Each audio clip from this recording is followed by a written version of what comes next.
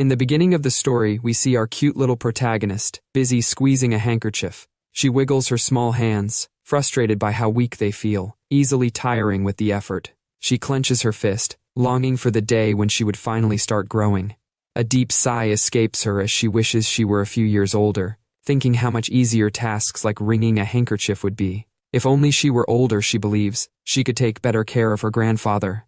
With that thought, she quickly rushes to her grandfather's room, where he lies in bed, appearing very sick. Gently, she presses the handkerchief on his forehead, concerned for his well-being. It happened 5 years ago. The memories of her past life before she became Katisha Ainsley came rushing back.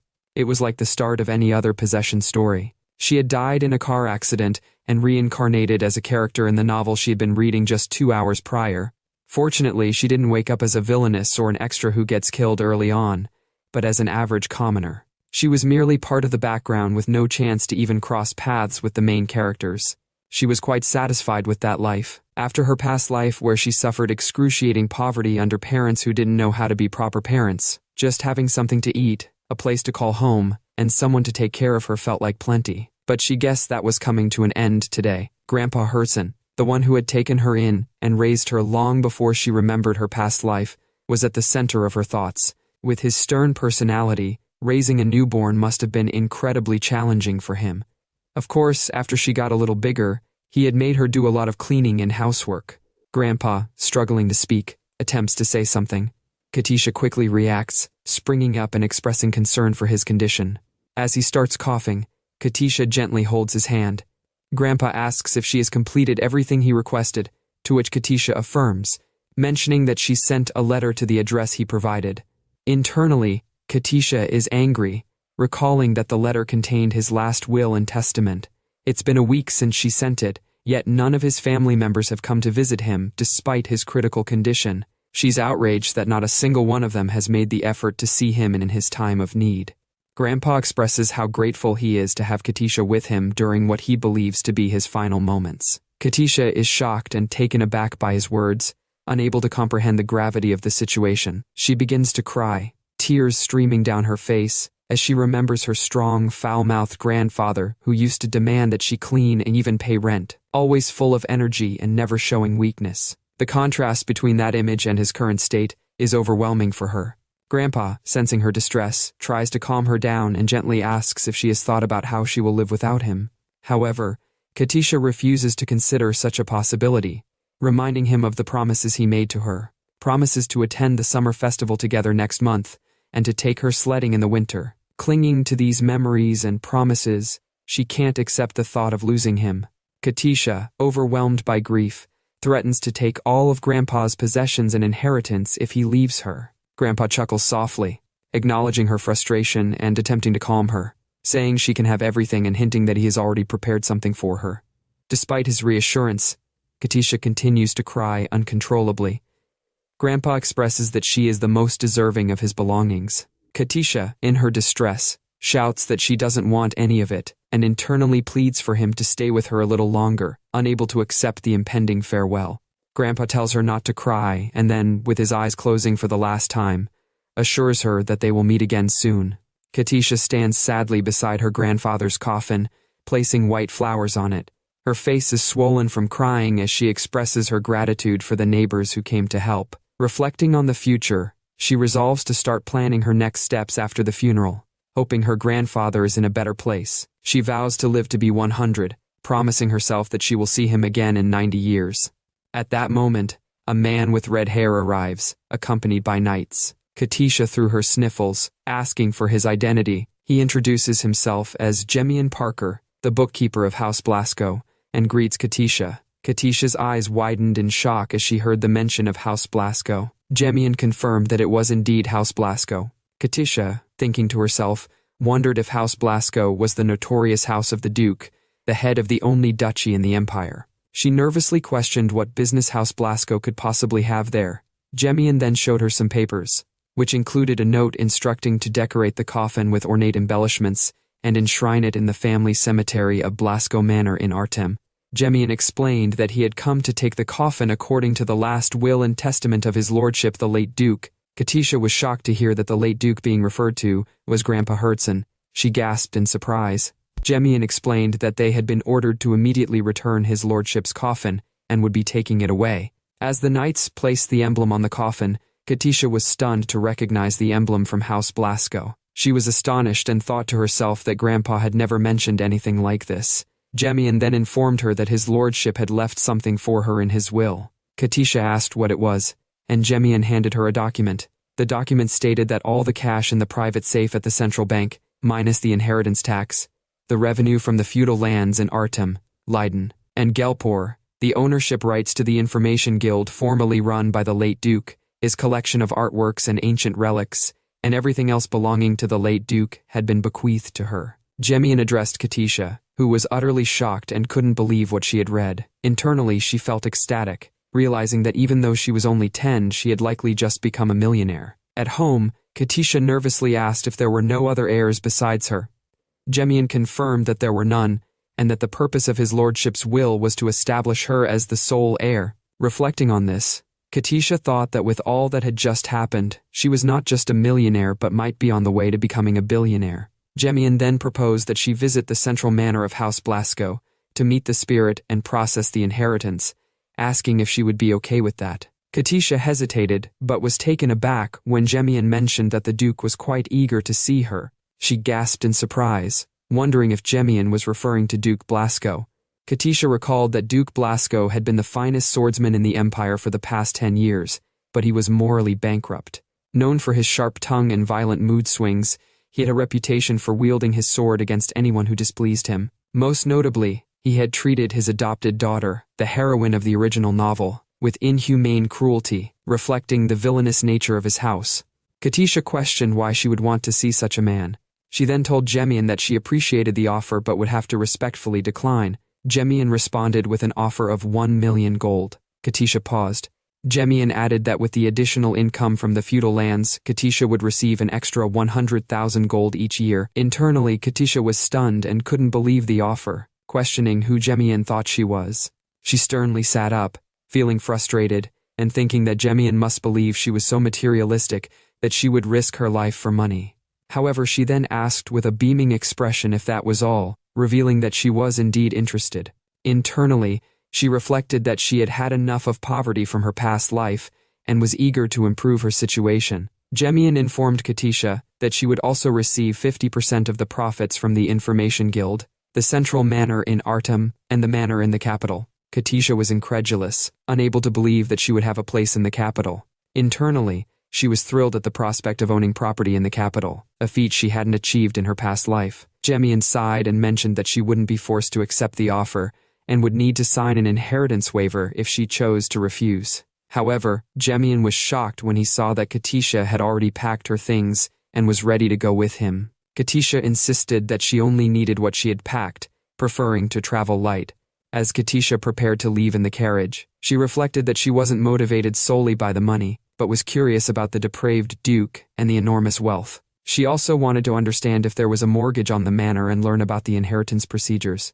Jemian noticed her smile and asked if she was all right. Katisha gasped, claiming that she was simply tired and must have drifted off for a moment. Jemian reassured her that it was perfectly fine. Katisha then inquired about what Jemian had meant by the spirit earlier. Jemian explained that the sacred soul referred to the fact that the soul of the late Duke was still present.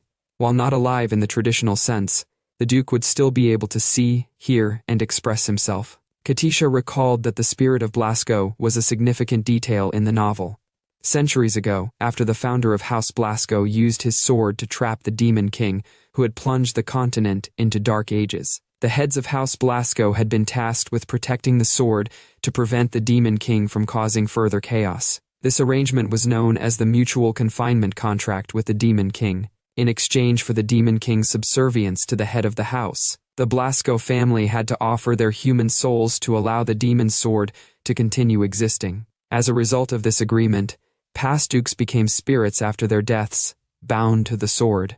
Jemian informed Katisha that the spirit had already appeared in the spirit tower at the central manor, where the demon's sword lay dormant. Katisha, excited, asked if this meant she could see her grandfather. Jemian confirmed that she could. Katisha reflected emotionally, realizing that she would have the chance to hear her grandfather's voice again and feeling that he hadn't left her all alone. She also remembered that if her grandfather was the late Duke, then Duke Blasco would be his son.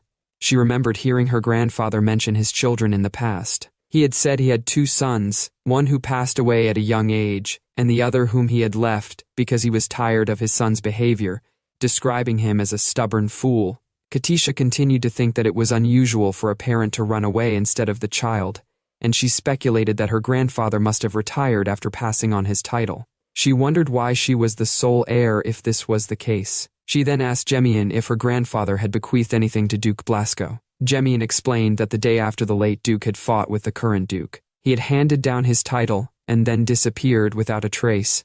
Anxiously, Katisha wondered what Duke Blasco must think of her, and recalled how the heroine was treated in the novel, feeling concerned about her future interactions with him. Katisha reflected on the novel here like magic, which detailed the trials of the heroine, Niella, after she was adopted into the villainous House Blasco when the demon sword reacted to her. Niella was treated horribly, akin to vermin, and her only chance for survival was to compete with her siblings for the inheritance of the demon sword.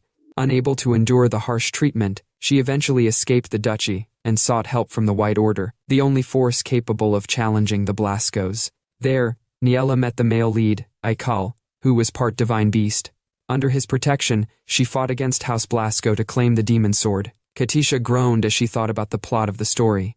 Aikal had become enslaved by the demon sword while protecting Niella, and Niella, in turn, became the sword's true successor as she tried to save him in this coming-of-age romance. Frustrated, she reflected on how the story had been abruptly cut off when the series was suddenly discontinued, leaving off at a crucial moment just before the main characters were about to be reunited after falling into a trap. With a gasp, she reminded herself that this was not her immediate concern.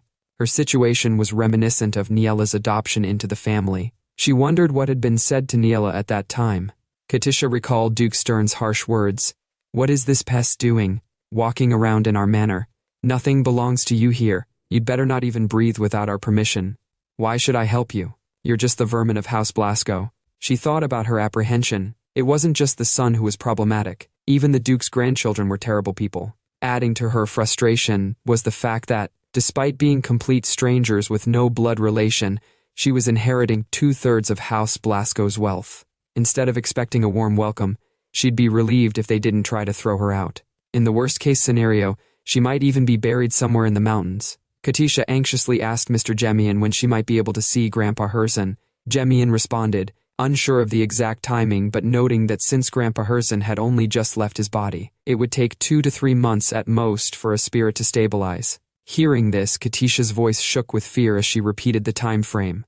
Internally, she thought to herself that she was doomed. There was a strong possibility that she might die from mysterious causes before Grandpa Herzen could return to life. House Blasco was infamous for their rapid scheming and even quicker actions. Their immense power allowed them to ally with the military, which turned a blind eye to many of their transgressions. For generations, they had invested vast amounts in mining, steel manufacturing, and alchemy, producing fine weapons through the expertise of generations of swordsmen. As they accumulated great wealth and influence, it was only a matter of time before their power extended into the court. Rumors even suggested that the emperor occasionally yielded to House Blasco's demands. Stunned, Katisha looked at the manor and marveled at its grandeur.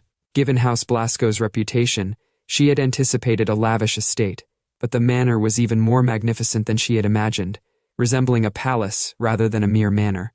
She snapped herself out of her awe, reminding herself that now was not the time to be distracted.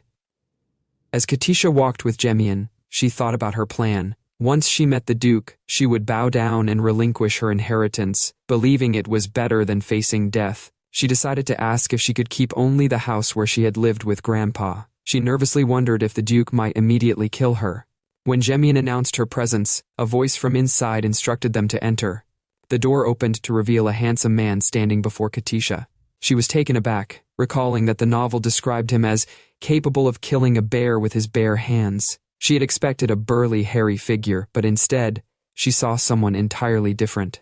His eyes were strikingly beautiful, and she recalled that sapphire eyes were a trait of the direct descendants of House Blasco. Duke Blasco asked if Katisha was the heiress from the will, causing Katisha to jolt in surprise, her attention momentarily distracted by his appearance. Nervously, she bowed and recited, "May the demon sword watch over the sapphires of Blasco." Jemian confirmed her identity, addressing her as Katisha Ainsley. Katisha thought to herself that she had been instructed to wait until the Duke told her to look up. However, the Duke remained silent and did not issue any commands. As she remained in her bowing position, she grew frustrated, wondering why he wasn't speaking or allowing her to stand. She felt as though he might be deliberately making things difficult for her. The Duke sighed and asked how old Katisha was. Jemian responded that she was 10 years old. The Duke expressed surprise, commenting that she looked like a dried-up orange and questioning whether his father had starved her. Katisha, offended by the comparison, thought to herself about the Duke's rudeness. The Duke then instructed her to stand straight, come closer, and let him see her face. Katisha quickly stood up, gasped, and, glancing downward, stepped closer to him, anxious that she might bump into him. The Duke observed her with amusement, noting that he wanted to see her conniving face. He then told Jemian to place her on the desk. Jemian complied, lifting her up and seating her on a sofa. The Duke observed Katisha at eye level, noting her orange hair and green eyes, and stating that she clearly wasn't a member of House Blasco. He then instructed Jemian to begin questioning her, emphasizing that she was only to answer with yes or no. Jemian asked if it was true that Lord Hertzen had found Katisha abandoned 10 years ago with a locket and a note containing her name, taken pity on her, and raised her. Katisha responded with a nervous yes. The Duke reacted with disbelief, exclaiming that it was hard to believe that an old man like Hertzen had raised a child. Katisha flinched, feeling uneasy at the Duke's reaction and worried about his apparent hostility. She thought to herself that the Duke's issues with Grandpa were his own problem but couldn't help feeling scared under his intense gaze. Jemian, trying to diffuse the Duke's glare, clapped his hands and interjected, urging the Duke to look away from Katisha. He then asked Katisha if she had any family or relatives other than Lord Hertzen. Nervously, Katisha replied no. Jemian continued by asking if Lord Hertzen had ever mentioned the inheritance before his death. Katisha, thinking that comments like, "I'll give you this house if you clean it well," didn't count, answered, "Not really." Jemian then asked if Lord Hertzen had left any documents or items that might serve as proof of the inheritance. Katisha hesitated before saying, no. Jemian pressed further, questioning if Lord Hertzen had truly left nothing behind. Katisha, feeling anxious, wondered why Jemian was emphasizing this question so much. She was concerned that Grandpa hadn't left any proof and worried about the implications. Jemian sighed and asked if Lord Hertzen had ever mentioned anything about a sword. Katisha, surprised, accidentally shouted, "A sword?" She quickly covered her mouth, realizing she had broken the rule of responding only with yes or no. The Duke, lifting some documents, took over and demanded that Katisha answer in her own words, asking if she had ever heard of the name Gierst. Katisha felt a chill as she recognized the name Gierst associated with the demon sword of House Blasco. She realized that most people didn't know this name, as it referred to the demon trapped in the sword. She was unsure how to respond, knowing she couldn't say, "I didn't hear it from Grandpa, I read about it in a book in my past life." The Duke sternly questioned Katisha again, asking if the late Duke had given her Gierst, the family heirloom of House Blasco, and the only sword of its kind in the entire empire. Trembling, Katisha shook her head and insisted that she had not received it. Internally, she thought it was impossible for her to have received a demon sword. The Duke, showing her a document, demanded an explanation for how he should interpret the will. Katisha took the document and, with growing anxiety, read aloud the will. It stated that to Katisha Ainsley, whom he had raised for a decade, Hertzen Blasco, Fernandite, bequeathed all his wealth and left her the demon sword, Gierst, along with all the rights as its deserving owner. The will concluded by stating that no objections would be entertained. Katisha was shocked as she read the document. Trembling, Katisha wondered how it was possible that Gierst, a family heirloom only passed down to the heads of House Blasco, was mentioned in the will. As the Duke stepped closer, it seemed to her that her father had placed the entire House Blasco in her hands. Katisha flinched in fear, thinking to herself that she might die at that moment. The Duke, glaring at her, demanded to know her thoughts on the situation. Overwhelmed and tearful, Katisha could only sniffle and struggle to respond. The Duke, irritated by her tears, remarked that she was crying when he was the one who should be wailing. Jemian intervened once more, trying to ease Katisha's fear and calm the situation. He told the Duke that glaring at a child was inappropriate and that it wasn't Katisha's fault. The Duke, yelling in response, demanded to know whose side Jemian was on. Jemian declared that he was on Katisha's side, noting her cuteness. The Duke, frustrated, questioned if cuteness was everything to Jemian, to which Jemian firmly replied that it was. As Katisha watched their argument, the Duke suddenly nodded and said he understood. Katisha was surprised by the Duke's abrupt change in demeanor. The Duke then told them to forget it, stating that she was giving him a headache and demanding they leave his presence. Jemian approached Katisha to calm her and offered to take her to her room. In her room, Jemian handed Katisha a bundle, explaining that it was the emergency fund the late Duke had requested in his letter for her. Katisha, changing into her nightwear, accepted the bundle and was surprised by its weight, wondering how much money it contained. Jemian revealed that it was 50% gold.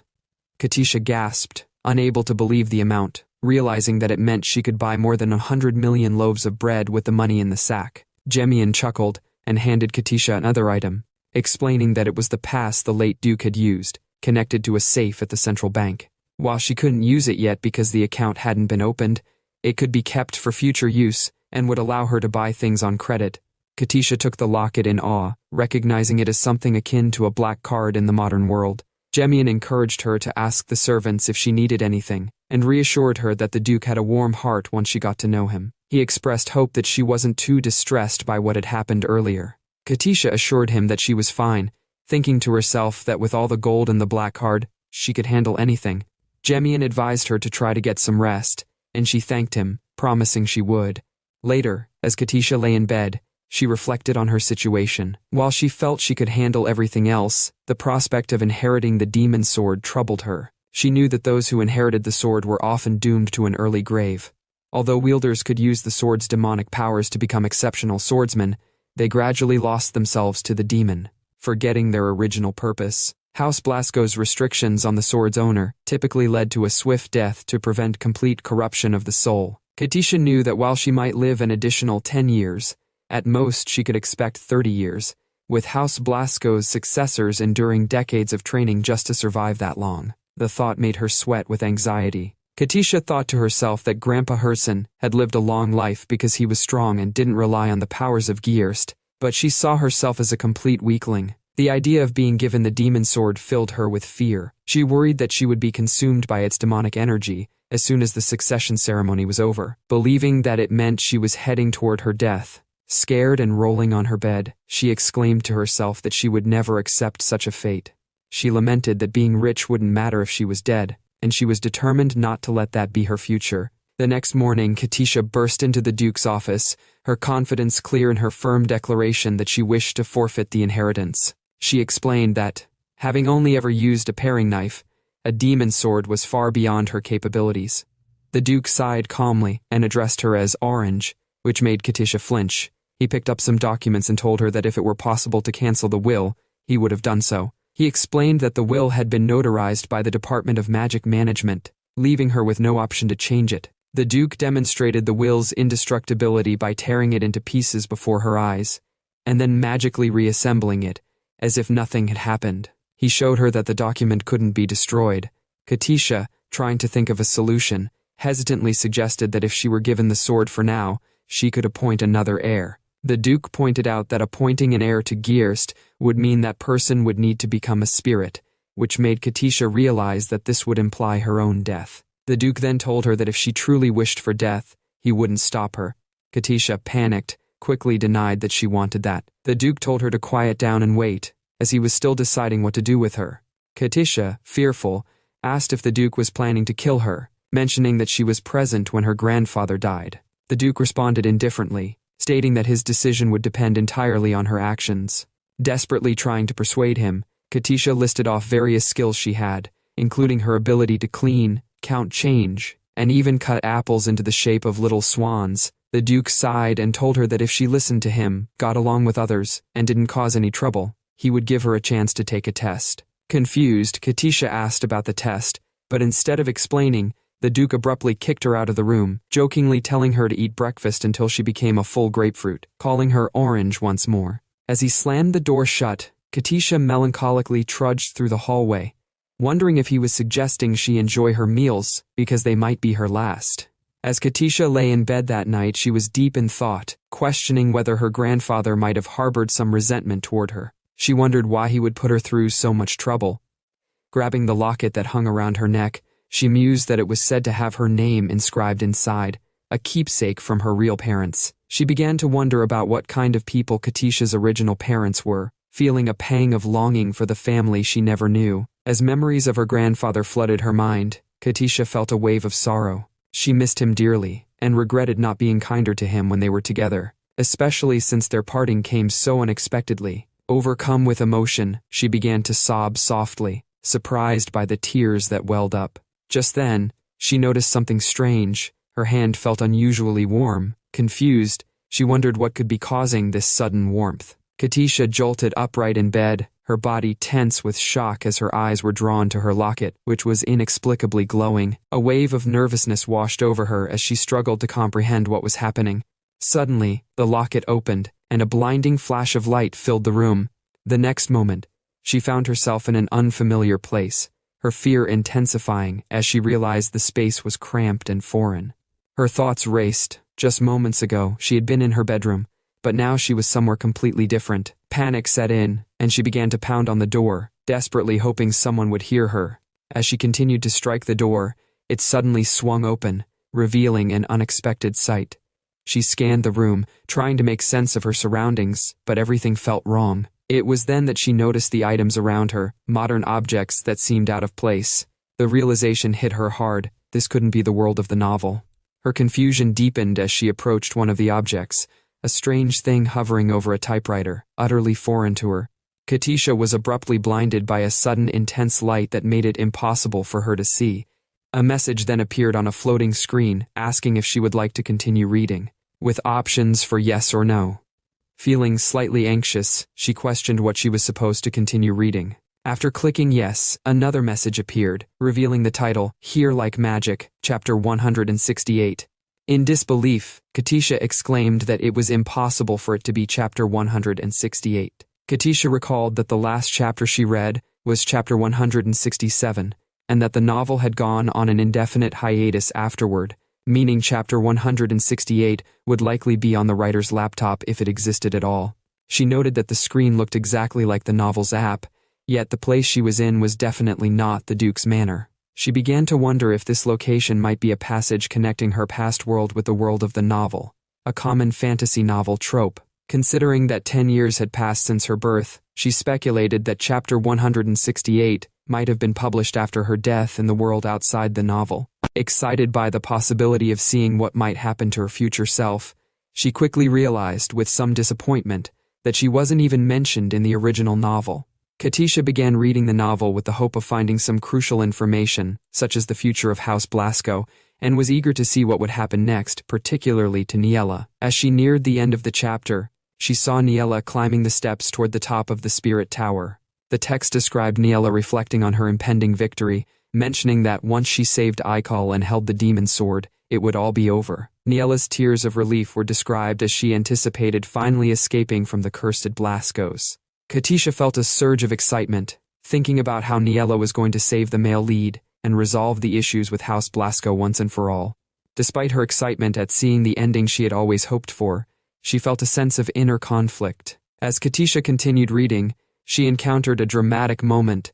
Niella was about to pass through the final door when she was confronted by an unexpected figure. Her beloved personal knight, Aikal, whose mind had been overtaken and controlled by the demon sword. Niella, shocked, questioned how Aikal had ended up in such a state, and if he was free from Gierst. Aikal then asked Niella a single question: "Do you know this girl?" To Katisha's horror, the name displayed was Katisha Ainsley. Katisha, stunned by this revelation, repeated the name aloud in disbelief. Katisha attempted to continue reading the novel, but the screen displayed a message indicating that there were no more chapters available. Confused and anxious, she questioned why her name was appearing in the story. In her frustration, she repeatedly pressed for the next chapter, shouting for its arrival, but nothing happened. Exhausted and sobbing, she decided she should first try to find a way to leave the room. Flopping down on the floor, she groaned about the strange place, noting that it didn't have any doors. She then glanced at a small wardrobe and wondered if she could return the way she came. Going to the wardrobe, she attempted to wriggle back into it. Katisha, growing anxious, worried about the possibility of being trapped and dying in that strange place, feeling it was unfair after receiving such a large sum of money. Desperately, she folded her hands, closed her eyes, and prayed to her grandfather, her parents whom she had never met, and any deity who might be listening, asking for help. Miraculously, she found herself back in her room, gasping in surprise. She was relieved but also apprehensive, reflecting on how she had almost died in the other place. Noticing a locket in her hand, she felt a growing fear and confusion. She questioned how Akal had managed to break free from the demon sword and, more importantly, why her name had appeared in the novel when she was only an extra. The next morning, Katisha woke up, limping and feeling exhausted. She had spent the night using the locket to enter and exit the strange place countless times, but despite her efforts, she couldn't find anything beyond chapter 168. Fortunately, she was able to access and read through the previous chapters. Through this, she discovered what the Duke meant by a test. She learned that whenever House Blasco makes major decisions, they hold a family meeting involving the house's direct descendants and distant relatives. During these meetings, representatives and candidates for specific positions are selected through mandatory qualification tests. Katisha learned that Niella had been assisting with the succession ceremony for Luthiud Blasco, the current duke, when she unexpectedly resonated with the demon sword, making her the center of attention for House Blasco. Following a meeting to discuss her position, Niella was given a test to join the house. Katisha grew anxious as she realized that the family meeting would also determine whether she would be allowed to take the test. If she wasn't given the opportunity, she feared she would be mercilessly killed, as that would be the most effective way to nullify her will. Katisha was troubled by the realization that Niella had endured considerable suffering just to be given a chance to take the test, and it felt eerily similar to her own situation. Suddenly, she wondered if she had somehow replaced Niella. Using the locket, she returned to the strange room to read the novel again. She discovered that Niella was set to join the family 5 years from now in the fall, and that her own arrival was out of sync with that timeline. Niella was also not involved in the inheritance. Relieved, Katisha concluded that she was not Niella's replacement. Just then, the locket began to shine, and she found herself back in her own room. Katisha wondered if she had again exceeded the time limit for using the locket. Realizing that the cooldown period was every 6 hours, and that she wouldn't be able to return to the other place for a while. She speculated that time might not progress in that world while she used the locket, and she was confused about the nature of the locket, whether it was connected to the writer's subconscious or their brain. Frustrated and wandering around her room, she questioned why the male lead had suddenly inquired about her, and whether she was meant to play an important role in that world. She concluded that her fate was likely in the hands of the writer, who was beyond her current dimension. Emotionally, she folded her hands and prayed to the writer, hoping that she wouldn't become an enemy to Niella.